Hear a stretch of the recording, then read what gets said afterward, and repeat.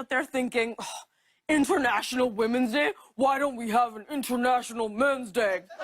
God bless you, Twitter. Well, you're in luck, because you do. It's actually on November 19th.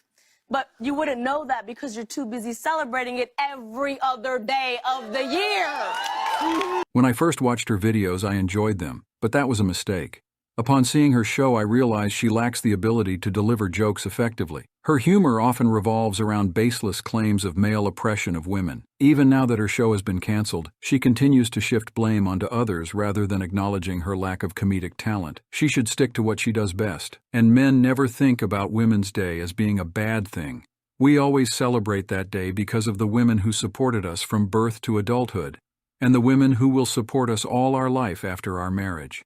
It's the women who are appalled by the thought of having International Men's Day. Kind of ironic that a white man is wearing a woman for Trump and a feminist for Trump when I consider myself a feminist. And did you just assume my gender?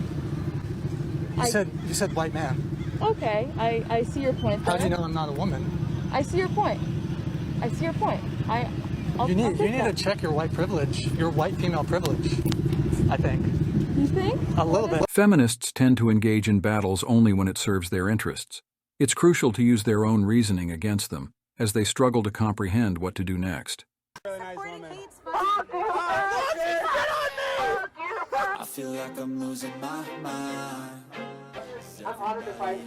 I am too, guys. I'm Primetime 99. I just want to say you guys are a poor representation of the youth of our nation.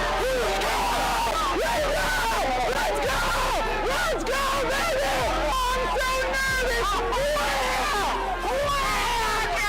Let's go crazy!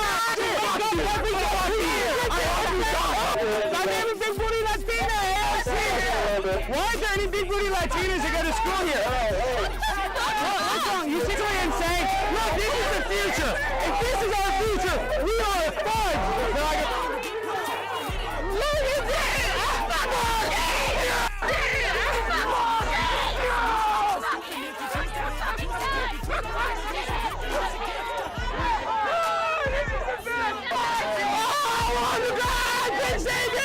Hey, I mean, you guys are the ones that are scared of free speech. You have no reason not to like me. You should have been aborted. I should have been aborted. Oh, I should have been aborted. Not on your line. I triggered him. I don't need to say this is poor guy space. Why would I should have been aborted. I should have been aborted. This is so much fun. Imagine your dick. Does not make you. Does not make you. Take those fine tickets. I think you're a nice woman.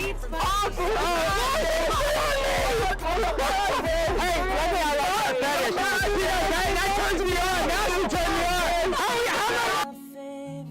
My favorite girl, my favorite girl. That's assault, brother. I admire the individual who fearlessly stands up to them. His unwavering composure is truly remarkable. He remains calm, fully aware that his demeanor triggers them, as seen in this scenario. Had a man spat on a woman, it would have escalated into a national assault case. People would have inundated his social media with curses and death threats. However, in this case, where a woman spat on a man, nothing significant will occur. It's a disheartening reality. What do you think about America? I don't like America that much. Why? I think people there, that might sound controversial, but I think people there are very sensitive nowadays of every topic, and that kind of prevents the freedom of speech. Like, you're not able to say anything and people already jump on you and start insulting you. They don't really appreciate actually cultures mingling, if that makes sense. They call it a cultural appropriation, and I don't get that because I love many cultures, and if a foreigner person went to my country, wore my traditional clothes and did everything I do traditionally in here, I would be really happy about it. She is mistaken. People are not overly sensitive. They are suffering from mental illness. Some black individuals oppose others from braiding their hair claiming it's not part of their original culture. If someone dons Japanese attire, Americans may criticize them for cultural appropriation, while Japanese individuals would likely appreciate the gesture. It seems that Americans have become self-centered and hypocritical. First day, I had 25 students. By day 2, I had 19.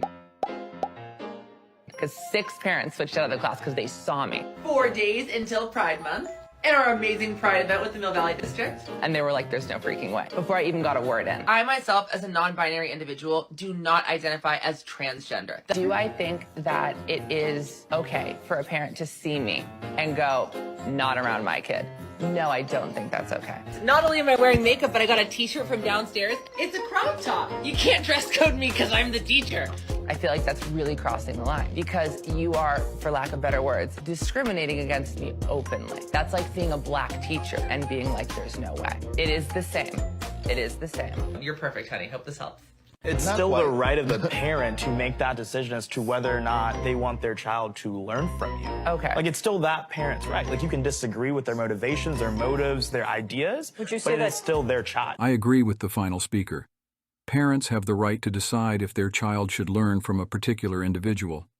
Parents always prioritize their children's well-being.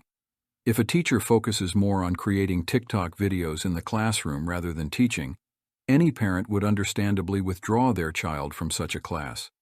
The purpose of sending children to school is for them to acquire knowledge.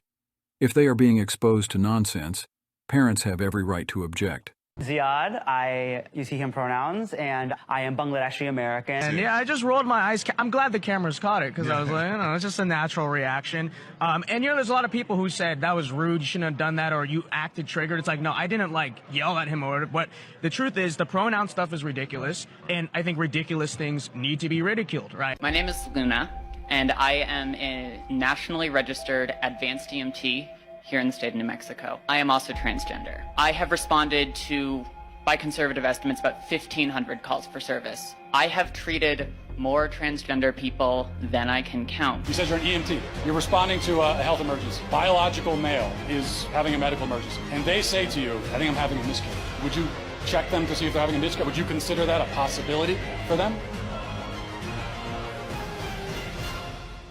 No.